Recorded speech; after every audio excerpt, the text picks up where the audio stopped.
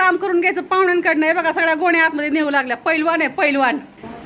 सगळ्या ह्या गोण्या आतमध्ये नेऊ लागितल्या. हा 1 2 3 शाबाश. बाजूला हो बाजूला. हा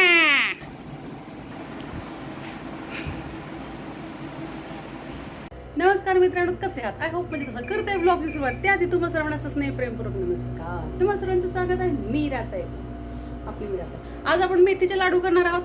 फार घाम येतो, एवढी गरमी होते, टिकलीच राहत नाहीये. तर आज आपण मेथीचे लाडू करणार आहोत साध्या आणि सोप्या पद्धतीत. खिसून आणि मग त्याच्यामध्ये मिक्स करायचं आहे आणि पुन्हा एकदा ते मिक्सरमधनं ते फिरून घेतलेलं आहे आणि खायलाही छान सुरुचकर लागतात. तुम्हीही करून पहा.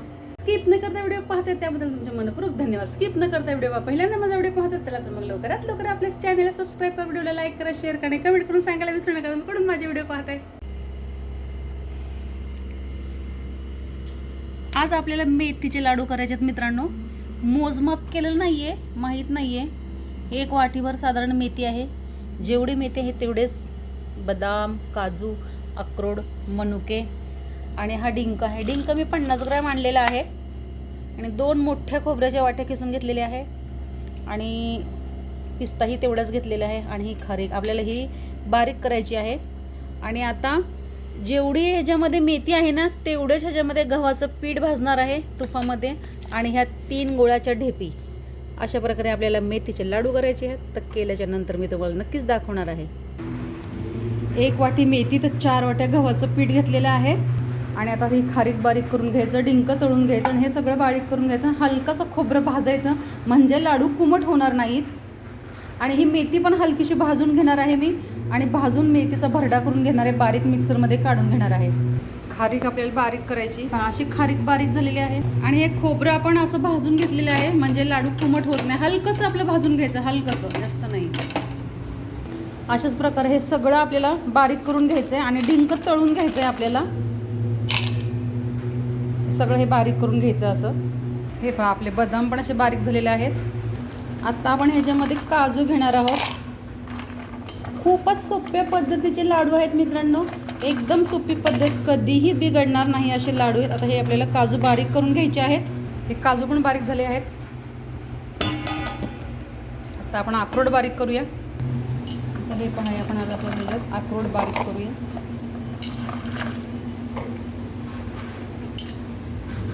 मी हे मनुके असेच टाकणार आहेत. हे अक्रोड आपण बारीक करून घेऊया. हे पहा असं अक्रोड बारीक झालेलं आहे.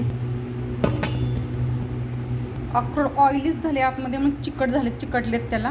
आता आपण याला पिस्ता बारीक करूया.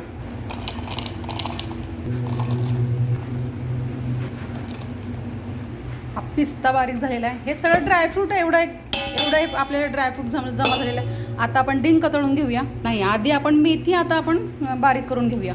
ही पाई तर भाजून ठेवलेली मेथी आहे. ही पहा असा झाला मेथीचा भरडा झालेला आहे आपल्या. हा अशा प्रकारे थोडं तरी मेथी लागली पाहिजे. मेथी पण ह्यातच भरडूया, टाकून ठेवली यातच भरलेली मेथी सुद्धा. आता आपण डिंक तळूया. खोबरं पण बारीक करतात, पण खिसलेलं खोबरं मला वाटतं मी असंच टाकणार आहे ह्याच्यामध्ये. मी बारीक पण करते, पण बारीक केल्यावर जास्त ऑइल होतं, मग बारीक करते थोडंफार. असं हलकंसं खोबरं असं फिरून घेतलेलं, एकदम हलकंसं. काही थोडं तसंच ठेवायचं खिसलेलं. इकडे कढईमध्ये आपण थोडं तूप टाकूया. हे आपण कढईमध्ये तूप टाकलेलं आहे. आता ह्याच्यामध्ये आपल्याला डिंक काढून घ्यायचं आहे.